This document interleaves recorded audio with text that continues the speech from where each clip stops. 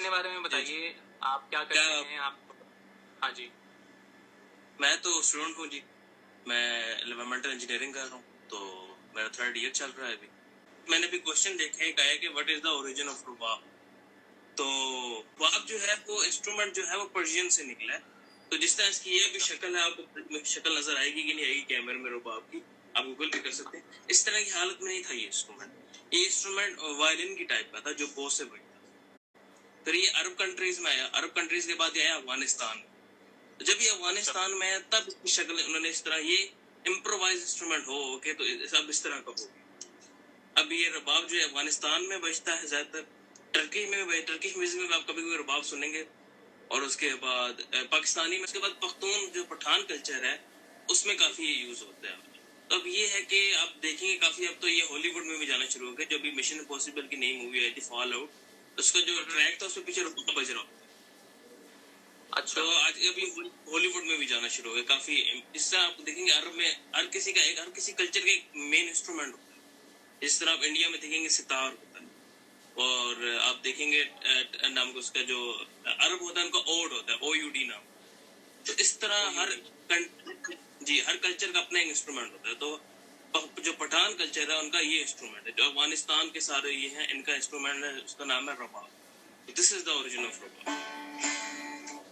और आप कब से इसे प्ले कर रहे हैं? मुझे तकरीबन 2.5-3 साल हो गए हैं रुबाब बजाते हुए। मैं पहले मैंडोलिन बजाता था। अच्छा। दोबारा क्वेश्चन, मैंडोलिन बजाता था। मैंडोलिन मैं क्यों बजाना शुरू किया, उसकी भी एक दास्तान है, आपने देखी होगी। और दिल वाले दुल्हनिया ले जाएंगे मूवी, उसमें मैंडोलिन शाहरुख खान ने पकड़ा। तो वो छोटे होते से ही उसने एक वो थी कि मैंने कहा मैं मैंडोलिन पहले मैंडोलिन बजाता था, फिर रुबाब पे आ गया मैं। पर रुबाब का मुझे काफी ज्यादा अच्छा लगा, तो काफी। अच्छा जी, नीचे आए हुए क्वेश्चन जी, is the instrument more prominent in folk song? जी, ये इंस्ट्रूमेंट काफी, इस पे क्लासिक म्यूजिक बजता है काफी ज्यादा। आप इम्प्रोवाइज भी कर सकते हैं इसमें, इंग्लिश सॉन्ग्स भी बजे। इंस्ट्रूमेंट तो हमें हर चीज बज सकती है, उनके म्यूजिकल नोट्स तो हर बज सकते हैं, हर गाना बजा सकते हैं। पर जो अच्छा लगता है वो इंडियन क्लासिकल म्यूजिक ही इसमें। और नीचे आई थिंक ताजदारे हरम जो है जी, ताजदारे हरम जो है वो भी रुबाब पे, जो कोक स्टूडियो है वो स्टार्टिंग रुबाब से ही होती है। उस्ताद तनवीर ने उसमें रुबाब बजाया हुआ, तो ताजदारे हरम में भी ये आता है। अच्छा, तो अब आप बताओ, आपका फेवरेट कौन है? आर्टिस्ट कह लो, म्यूजिशियन कह लो, या आपकी फील्ड में, आपके इंस्ट्रूमेंट में, मतलब आपको कौन सबसे ज्यादा पसंद? हुमायूं सखी है, हुमायूं सखी, वो काफी अच्छा रुबाब बजाते हैं, तो उनसे इंस्पिरेशन काफी मैं लेता हूँ, क्योंकि वो तो वर्ल्ड वाइड मतलब कि ना किंग ऑफ द रुबाब कहते हैं। तो उनसे मैं इंस्पिरेशन लेता हूँ। ज्यादा क्लासिकली बजाते हैं, इंडिया में उन्होंने काफी दफा आगे परफॉर्म किया हुआ है। तो बाकी ये है कि उस्ताद अमजद अली खान को सुनता हूँ मैं, जो सरोद प्लेयर है। रविशंकर जो हमारे सितार प्लेयर हैं आपके, उनको बहुत सुनता हूँ। इंडियन क्लासिकल म्यूजिक तो इंडिया में तो बहुत माना जाता है। हमारे यहाँ भी इंडिया की बहुत तारीफें होती है म्यूजिक के लिहाज से, क्योंकि म्यूजिक के लिहाज से आप लोग बहुत आगे हैं। हमारा म्यूजिक कल्चर आहिस्ते से खत्म हो रहा है, आपका खत्म नहीं हो रहा, क्योंकि आपके म्यूजिक कल्चर में ये कि फैमिलीज चल रही हैं आगे, नॉलेज आगे बढ़ रहा है। हमारे यहाँ वो आहिस्ता खत्म हो गए, जो सारे थे वो उनके खानदान खत्म हो रहे हैं आहिस्ता आहिस्ता। जैसे हम यंगस्टर्स को देखते हैं, आपको देखते हैं, तो आपने इसको फिर भी बरकरार रखा है। तो क्या आपको ऐसा लगता नहीं कि आप लोग इसे आगे लेके जा सकते हैं, अगर बाकी ट्रेंड ना चल रहा हो? लेकिन इंशाल्लाह हम जब देखते हैं कि जो क्लासिकल म्यूजिक है ना, क्लासिकल म्यूजिक उसकी डिमांड काफी कम हो गई है लिखा जाए तो। मतलब कि हमारे इन पाकिस्तान और इंडिया में आप देखें, बाहर तो बहुत डिमांड है इसकी। बाहर आप देखें, जब अमजद अली खान भाई जब बजा रहे होते हैं जब कॉन्सर्ट्स में, तो लोग खामोशी से बैठ के सुन रहे होते हैं।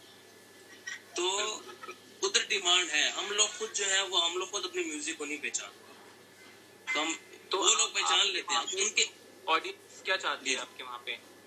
जैसे डिमांड आप कह रहे हैं कि कम है वहाँ पे, ऑडियंस की डिमांड यही है कि जो गाने, जो इंडियन काफी गाने हैं, या तो डिमांड यही होती है। बहुत कम जगहों पे होता है क्लासिकल सॉन्ग। क्लासिकल तो फिर आपको पता है जहन का सुकून। कॉन्सर्ट्स वगैरह में तो आपको पता है कि वो चाहिए होता है, उनको क्या कहते हैं उसको, वो म्यूजिक चाहिए होता है डांस वगैरह, बस ये क्लासिकल बहुत कम। जैसे इंडिया का बॉलीवुड जैसे है, बॉलीवुड फिल्में हैं, या कह सकते हैं जो नंबर्स आते हैं आजकल, ये वहाँ पे ज्यादा चलते हैं जो आप जी, जी। जो आजकल बॉलीवुड फिल्म्स में, कमर्शियल फिल्म्स जी में आते जी हैं। यही सॉन्ग्स कहते हैं। अब जिस तरह मैं अगर तो आपको बाजीगर सॉन्ग है वो बजा दूं, या गेम ऑफ थ्रोन्स कोई सीजन हो गया। बहुत अच्छा लगा जी, मुझे। जी। कुछ सॉन्ग्स आपके सुने हैं मैंने, शाहरुख के भी काफी सॉन्ग्स हैं तो मुझे वो बहुत पसंद हैं, तो मुझे जी जी, अच्छे तो लगते हैं। उनकी काफी डिमांड आती है, उनकी काफी ज्यादा, अगर कॉन्सर्ट्स में जाओ तो उनकी काफी ज्यादा डिमांड आती है। तो पर यही है कि जो क्लासिकल म्यूजिक है वो तो फिर जहनी सुकून मिलता है। मैं खुद क्लासिक जब कमरे में होता हूँ तो मैं गाना नहीं बजाता, मैं क्लासिकल म्यूजिक ही बजा के अपने आप को वो करता हूँ, क्योंकि वो मतलब वो सुकून अपने है। लिए वो करते एक हो कहते हैं उसको, वो वाला जो म्यूजिक है क्लासिकल वाला, वो आप अपने लिए करते हैं। जी जी, वो स्पिरिचुअल है, क्योंकि वो कम, उसकी डिमांड कम। आपके इंडियन क्लासिकल म्यूजिक में देखिए, इंडिया में भी काफी कम अब हो गया, बाहर बहुत ज्यादा इसकी वो है, बाहर इसकी बहुत ज्यादा डिमांड है। बाहर डिमांड इस वजह से है क्योंकि बाहर वाले वो अपना म्यूजिक इतना नहीं सुनते जितना क्लासिकल म्यूजिक को वो जब सुनते हैं, उनके दिमाग में वो जब सुकून मिलता है ना, तो वो बहुत खुशी से सुनते हैं, और हम लोग उनका म्यूजिक सुनते हैं। ये है हमारा अपना म्यूजिक जो है। जिस तरह आपको पता है कि पाकिस्तान इंडिया तो साथ साथ ही था, तो ये हमारा म्यूजिक हो जाता है, मतलब कि अलग अलग म्यूजिक तो नहीं होता। ये म्यूजिक हमारा है, जो इंडियन क्लासिकल म्यूजिक है वो हमारा है। तो हमारे जो उस्ताद थे बड़े बड़े, वो तो खत्म हो रहे हैं, इंडिया में भी बरकरार है। वो अपने बच्चों को लगा, उस्ताद अमजद अली खान के 2 बेटे हैं, अच्छा खासा वो सरोद बजाते हैं। सरोद रुबाब से निकला, तो सरोद इंस्ट्रूमेंट है वो भी रुबाब से निकला। उस्ताद अमजद अली खान के जो ग्रैंडफादर थे वो रुबाब ही बजाते थे। जैसे आपने बताया अफगानिस्तान से इसका ओरिजिन हुआ है। जी जी, मैं खुद पठान नहीं हूँ, क्योंकि काफी लोग पठान जो है वो ये इंस्ट्रूमेंट बजाते हैं। मैंने काफी देखे हैं जो बड़े बड़े उस्ताद है वो पठान ही है। हुमायूं सखी है वो अफगानिस्तान का ही है, वो पठान ही है। पर ये है कि मैं जो हूँ, मैं तो तकरीबन मैं बैकग्राउंड से पंजाबी ही हूँ, तो मैं पंजाबी बोल लेता हूँ, पंजाबी ही हूँ मैं। पर ये है कि इंस्ट्रूमेंट जो म्यूजिक होता है वो लैंग्वेजेस के ऊपर तो नहीं ट्रस्ट करता। तो दैट्स व्हाई कि मैं इस पे आई हूँ, मुझे इस पे सुकून मिला, तो मैं अभी इस वजह से ये बजा। ठीक बात है। तो यहाँ पे शीतल हैं जो कह रही हैं कि can you play something for us, तो अगर आप कुछ बजा दें। आप रिक्वेस्ट करें, गाना सुनना है इंडियन तो मैं बजा देता हूँ। तो कौन सा गाना सुनना चाहेंगे आप, कौन सा प्ले करें इंस्ट्रूमेंट?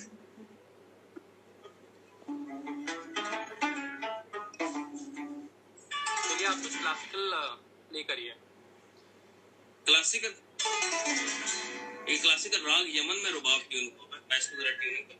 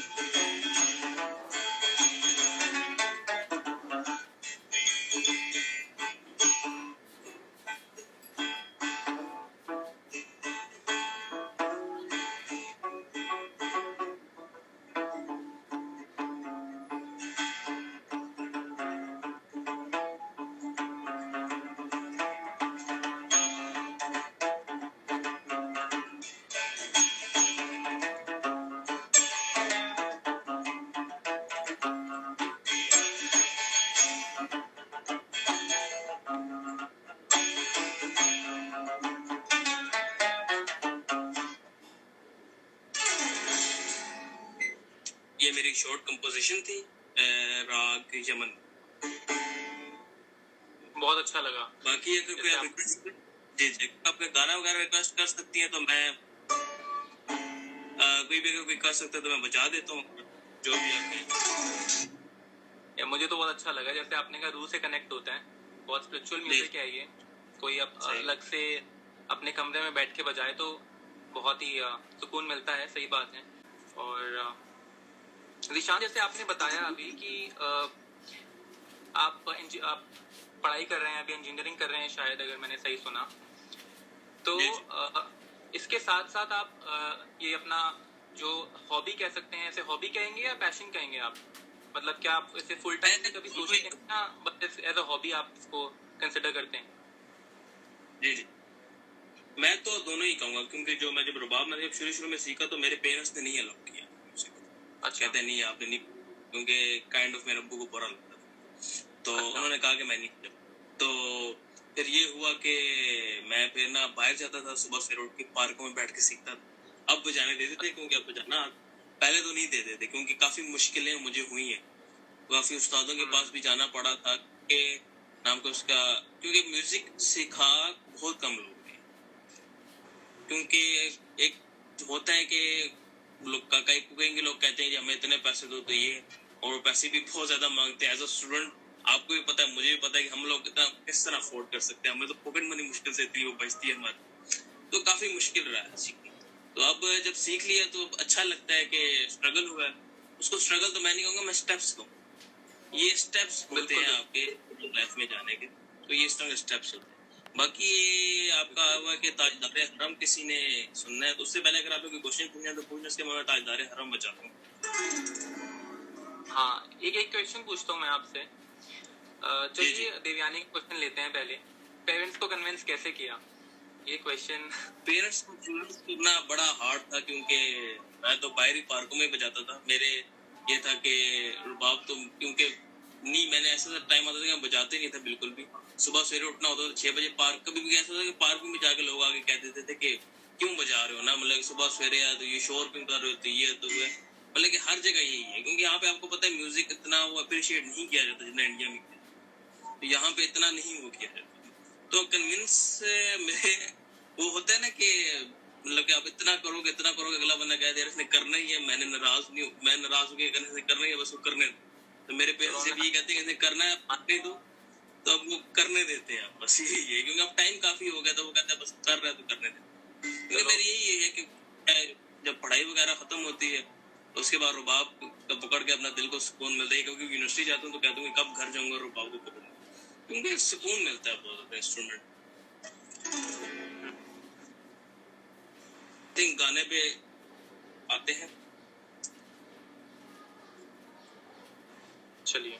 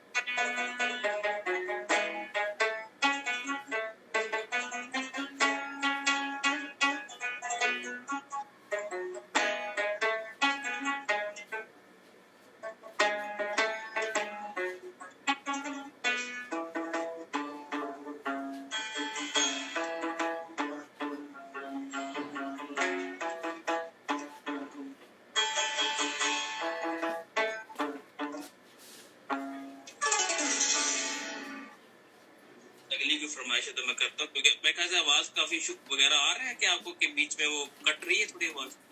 थोड़ी थोड़ी कट रही है बट आ रही है हमें आज, अच्छा लग रहा है सुन के। और जो व्यूअर्स हैं उनको मैं बता दूं कि जीशान का इंस्टा प्रोफाइल देखिएगा, उसमें और भी बहुत अलग अलग कवर्स किए हैं इन्होंने। बाकी जीशान, एक क्वेश्चन है आपसे मेरा कि आप जैसे बजाते हैं, साथ में आप सिखाते भी हैं? जी मैं सिखाता। तो कैसे सिखाते हैं, मतलब आजकल कैसे चल रहा है, जैसे लॉकडाउन हुआ है तो आप कैसे तो आजकल तो ये कि स्काइप पे होते हैं। मेरे भी 3-4 स्टूडेंट्स हैं, क्योंकि मैं हर सेशन में मैक्सिमम 5 स्टूडेंट्स लेता हूँ, ज्यादा मैं लेता नहीं हूँ, क्योंकि अच्छा आपको पता है कि हैंडल नहीं किया जा सकता। अब 5 स्टूडेंट्स जो होंगे उनको मैं अच्छा सिखाऊंगा, क्योंकि अब मैं इंडिविजुअल क्लासेस देता हूँ, मैं ग्रुप क्लासेस नहीं देता। इंडिविजुअल क्लासेस से फायदा ये होता है कि हर किसी का अपना एक लेवल होता है, लेवल ऑफ लर्निंग होता है। तो इस वजह से मुझे फायदा हो जाता है कि अगर मैं किसी को एक काम दे रहा हूँ, तो पहले तो ये होता है कि हमारा 6 मंथ का कोर्स होता है। उसमें कि पहले महीने में पूरा इंडियन क्लासिकल म्यूजिक पूरा होने सिखाता हूँ, पूरी थ्योरी सिखाता हूँ, जो बेसिक टर्म्स होती हैं म्यूजिक की, वेस्टर्न म्यूजिक की भी, इंडियन क्लासिकल म्यूजिक की भी, वो मैं उन्हें पहले बताता हूँ। फिर उसके बाद हम रुबाब पे आते हैं, क्योंकि थ्योरी बहुत इंपॉर्टेंट। हम कोई भी इंस्ट्रूमेंट जब भी उठाते हैं, ताकि जब मैंने भी उठाया था, तो पहले आपको शौक होता है गाना में सीखूं। मेरा शौक होता है मैं वो वाले धुनिया ले जाऊंगी, रिंग टोन सीखूं कुछ भी, मेरा वो बड़ा शौक था। तो ये गलत चीज है। ये मतलब कि आपको पहले थ्योरी सीखनी चाहिए। मैंने थ्योरी बहुत बाद में आगे सीखी, तो बड़ा अफसोस होता है, क्योंकि आप बजा रहे होते हो, आपको पता नहीं चल रहा होता बजा के। तो जब आपको इन्फॉर्मेशन आना शुरू हो जाती है कि आप क्या बजा रहे हो, तो आपको बड़ा मजा आता है।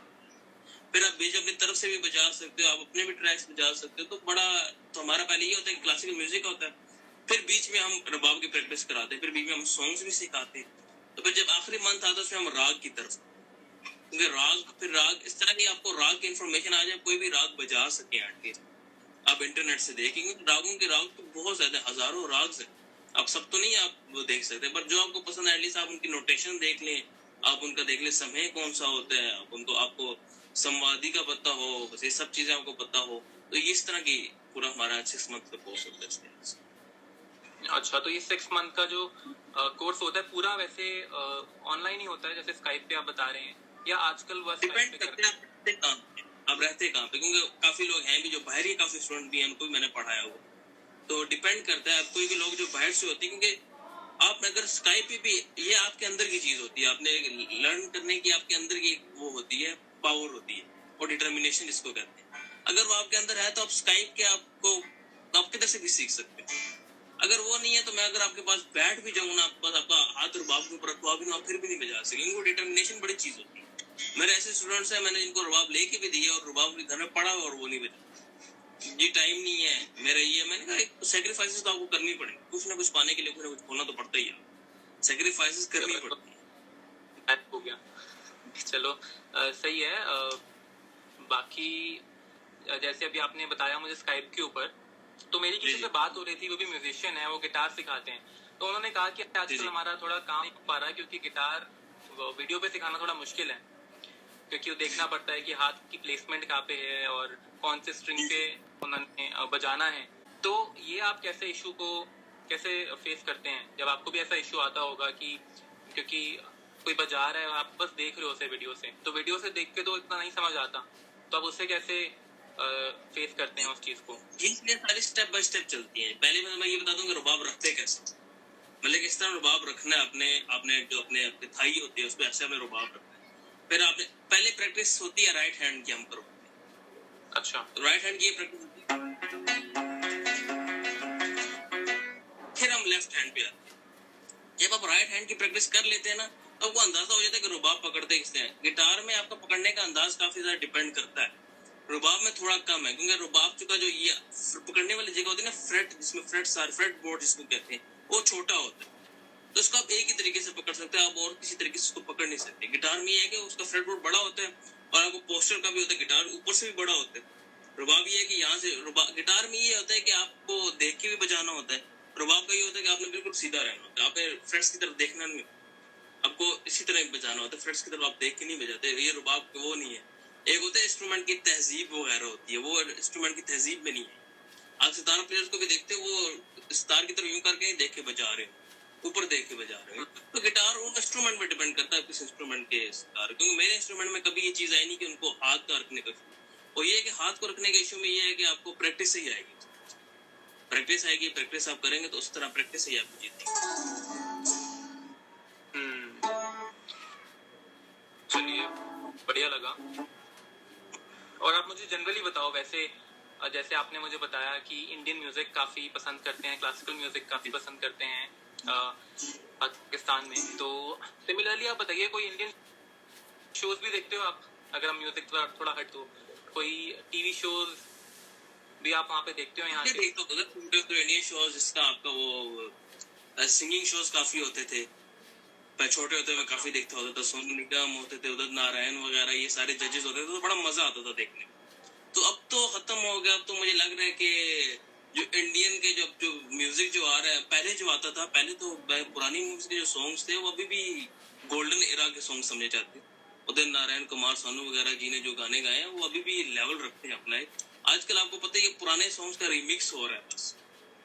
तो आजकल मुझे नहीं लगता जो पुराने शोज का जो लेवल था वो अब वो रह चुका है।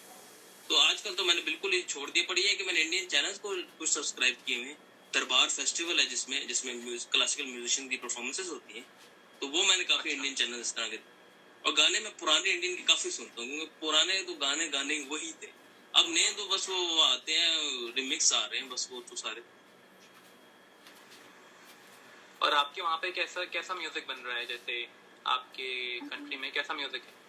जैसे यहाँ पे रीमिक्स का काफी कल्चर चल रहा है, काफी कमर्शियल हो गया म्यूजिक। वहाँ पे म्यूजिक का कैसे है?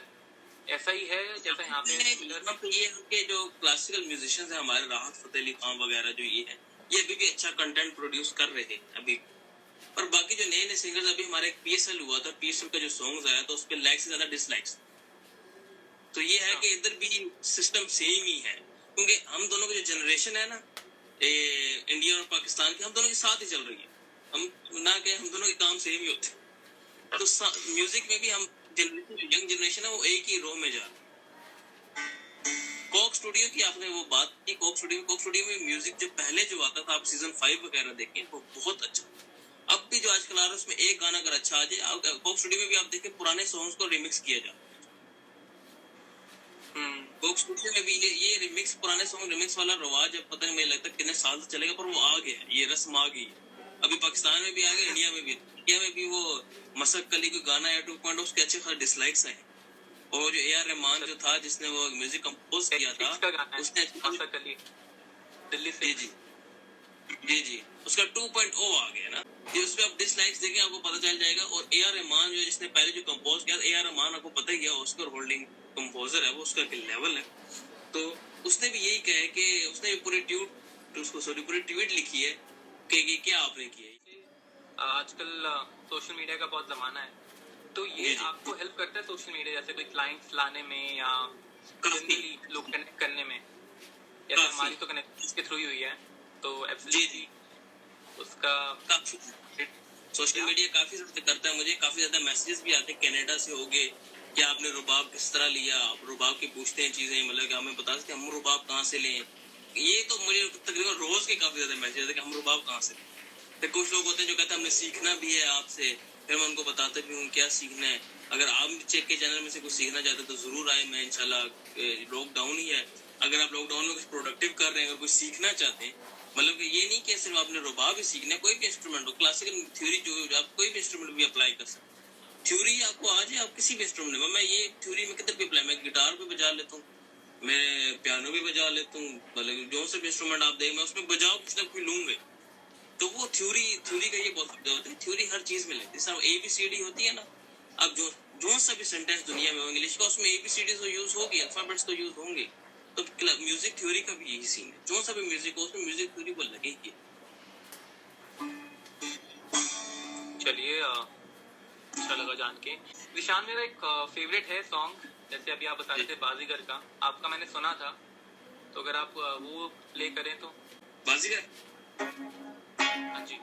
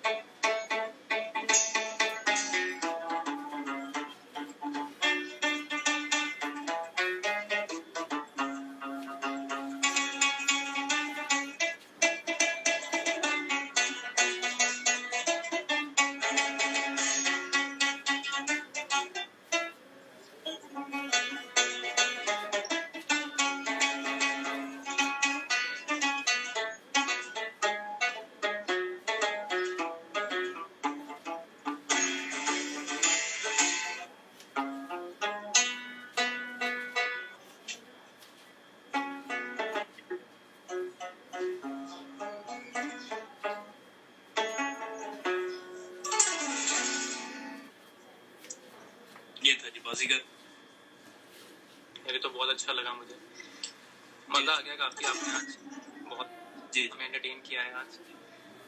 ये जो है ये मैं जो इंस्ट्रूमेंट बजा रहा हूँ ये रखते क्लासिकल के लिए, तो इसमें इंडियन सॉन्ग्स जरा मैं कम बजाता हूँ क्योंकि रुबाब की भी काफी टाइप्स होती हैं।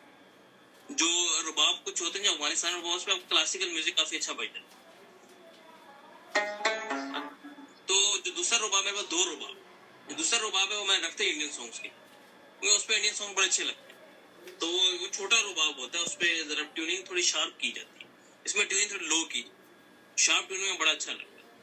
अब आगे लिखा हुआ है जी कि इंस्ट्रूमेंट सिमिलर टू सरोद। जी जी, जो सरोद है वो रुबाब से ही निकला। आप देखेंगे सरोद में भी ऊपर स्ट्रिंग्स जो है सिंपैथेटिक स्ट्रिंग्स सरोद में भी होंगी, पर सरोद और रुबाब में ये फर्क है कि सरोद में फ्रेट्स नहीं होते, और सरोद में आप with the help of nails आप उसको स्लाइडिंग इंस्ट्रूमेंट इस तरह।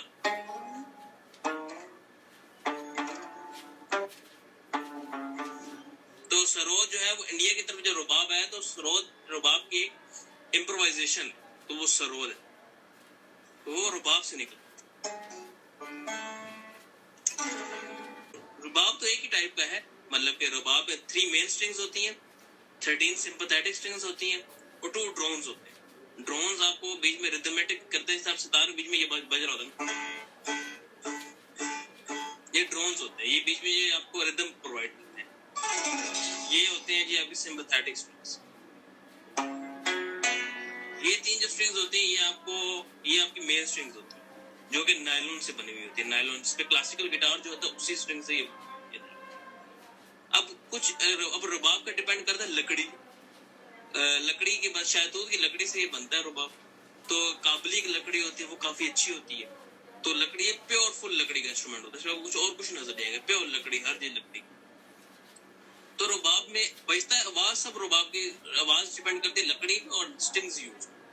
तो टाइप रुबाब ये की है, बाकी अगर रुबाब वगैरह में ये कि स्टाइल्स आ जाते हैं।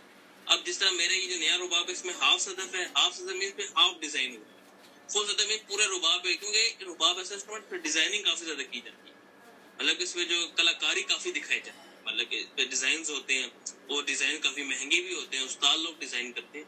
तो रुबाब एक ही टाइप का होता है। अब आपको देखेंगे रुबाब में 4 स्ट्रिंग्स भी होंगी, कोई रुबाब में 5 स्ट्रिंग्स भी होंगी, वो इम्प्रोवाइजेशन है, वो आपकी मर्जी है जितनी आगे लगाना चाहिए, वो आगे इम्प्रोवाइजेशन होती है। रुबाब एक ही है, इसमें 3 स्ट्रिंग्स होंगी, 2 ड्रोन्स होंगे और बाकी 13 सिंपैथेटिक स्ट्रिंग्स।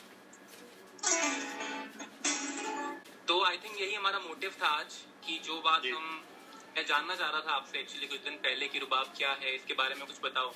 तो ये आपका जो थॉट था कि लाइव वीडियो करते हैं, इससे बेटर क्या होगा कि आप मुझे बताते आपने जो व्यूअर्स हैं आर्टिस्ट एड्रेस के इनको भी बताया है और बहुत पेशेंस के साथ बताया है।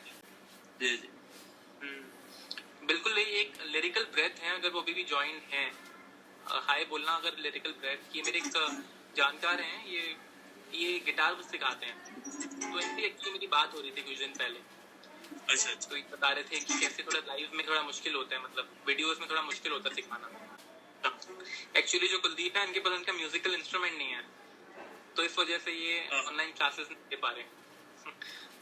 तो मेरे दोस्त जो है, ये मैं आपको बताता हूँ, ये बड़ी सैड कहानी है। लॉकडाउन में अगर आपकी वो ना हो इंस्ट्रूमेंट, मेरे दोस्त है, मैं तबले के साथ ज्वाइन करता हूँ। हमारे एक बैंड तो नहीं है, हम 2 ही लोग हैं, मैं और तबला, मैं रुबाब और तबला का ना जोली दामन का साथ है आपस में। इन दोनों के अलावा कोई अच्छा कंपैरिजन आपको नहीं मिलेगा रुबाब का किसी के साथ। तो ये है कि वो जब जल्दी वो आया तो वो चला गया, अपने शहर चला गया ना, तो उसका जो तबला था वो हॉस्टल में, उसका तबला उसका हॉस्टल में रह गया। तो अब वो बेचारा बैठा हुआ कहता है यार मुझे समझ नहीं आ रही मैं क्या करूं, मेरी छुट्टियां तो बड़ी बेकार है। तो ये बड़ा बैड सीन होता है, आपका इंस्ट्रूमेंट के बगैर आप छुट्टियां आपकी बहुत नॉन प्रोडक्टिव जाती है।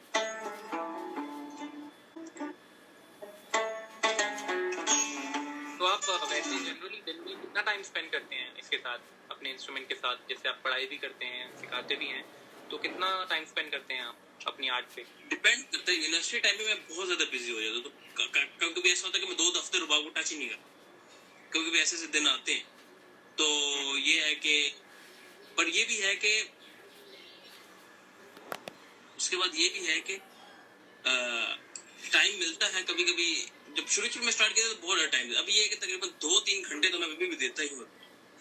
अच्छा, लाइक कभी कभी म्यूजिक पे सर्च, मैंने अगर आप म्यूजिक की बात करें तो म्यूजिक पे तो मेरा तकरीबन 24 घंटे ही होते हैं, क्योंकि मैं यूट्यूब पे सर्च कर रहा होता हूँ, नई नई टर्म सर्च कर रहा होता हूँ, नई नई चीजें सर्च कर रहा होता हूँ, कभी बुक्स देख ली, कभी क्या देख ली। म्यूजिक में ये है कि मैं वीडियोस यूट्यूब में काफी देखता हूँ, दूसरे म्यूजिशियंस की भी देखता हूँ, क्योंकि बहुत कुछ सीखने को मिलता है। इंस्पिरेशंस यूट्यूब में तो भरा पड़ा है सब कुछ, आप अगर देखना चाहें तो कुछ भी सीख सकते हैं। हम जिस दौर में, हम कुछ भी सीख सकते हैं। तो ये तो है कि आपको काफी दिन में 2-3 घंटे तो मैं देता ही हूँ। आजकल तो मैं ज्यादा टाइम दे रहा हूँ। आप देखेंगे कि मैं आजकल मैं कवर ज्यादा अपलोड करता हूँ, मतलब कि इंस्टाग्राम पता मैं नहीं करता, क्योंकि बहुत कम टाइम मिलता था। और आपको पता है वीडियो बनाना भी एक किस्म का अजाब होता है। आप सच माने वीडियो आप मतलब वीडियो बनाए, वो पूरा वो एक किस्म का प्रोसीजर होता है, तो वो भी एक किस्म का वो होता है, वो सर दर्द पूरा प्रोसेस है वो। तो ये जी पूरा प्रोसेस है। तो यही होता है कि 2-3 घंटे में तो आजकल दे रहा हूँ, तो अच्छा लगता है। उसके बाद ये लिखा हुआ है जी बिना ताल, हाँ रुबाब तो बिना रिदम के तो बिल्कुल भी नहीं। रुबाब की 2 चीजें हैं। रुबाब अगर फुली ट्यून्ड ना हो ना, इसकी 13 सिंपैथेटिक स्ट्रिंग्स अगर ट्यून ना हो ना, तो रुबाब की आवाज ही नहीं निकलती। ये राग के हिसाब से ट्यून होता है। जो रुबाब का जो सिंपैथेटिक स्ट्रिंग होती है, इसको मैंने अभी राग यमन पे ट्यून किया। तो इसके अलावा रुबाब का तबले के अलावा आपको रिदम चाहिए हो, तो रुबाब जब तबला साथ हो जाए तो फिर तो वो कंपैरिजन आप किसी से। आपका घराना कौन सा है? ये मैं किसी घराने से नहीं, मैं खानदानी नहीं म्यूजिक बजा रहा। मैंने सीखा हुआ हूँ, मैंने उस्ताद से सीखा हुआ है, और वो भी एट द एंड आके मैंने क्लासिकल म्यूजिक सीखे। घराने से नहीं हूँ मैं। तो ये है कि मैं अपने मतलब के निकल के अपनी वो पास से निकल के सीखा। आप एक नया ट्रेंड बना रहे हैं, वो आपके साथ जोड़ रहे हैं, तो आई थिंक ये बहुत ही अच्छी चीज है। चलिए, अपना ख्याल रखिएगा आप। जी जरूर, आप भी कनेक्टेड रहेंगे, और बाकी जो आने वाले टाइम में हम और आपके शेयर करेंगे अपने पेज पे। जरूर और आई होप आप और लोग मोटिवेट करते रहें अपने काम के साथ। जी। Thank you Zeeshan. ओके ठीक। All right, bye.